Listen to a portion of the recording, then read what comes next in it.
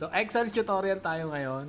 Ipapakita ko naman sa inyo kung paano mag-auto-fit ang data dito sa cells. Usually kasi ang ginagawa natin, ina-adjust natin papaganito.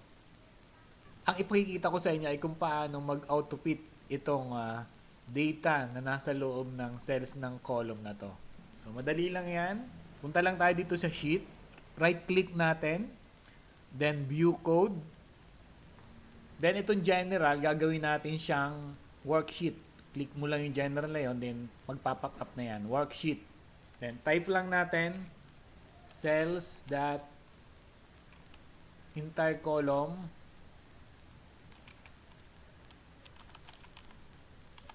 dot auto fit.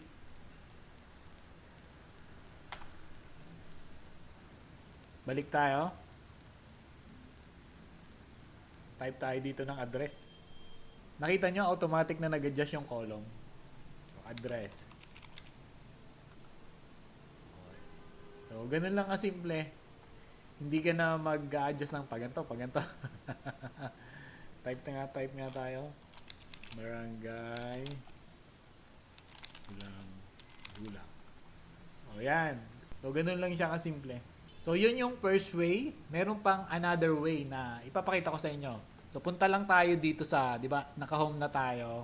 Pupunta tayo sa cells. Ito yung cells. Then, format. May makikita ka ditong auto-fit row height.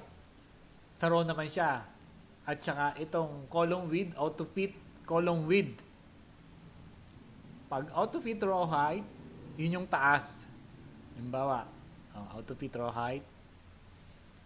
Type tayo ng Diego. Tapos lakyan natin yung pangalan. 18. Yan. Nag-auto-fit yung kanyang height. Kusang nag-a-adjust. Kanya Franca. Hop, lakyan natin. O, di ba? So yun, sana natuto kayo at huwag niyong kalimutan mag-subscribe, like, comment, at syempre mag-share. Thank you!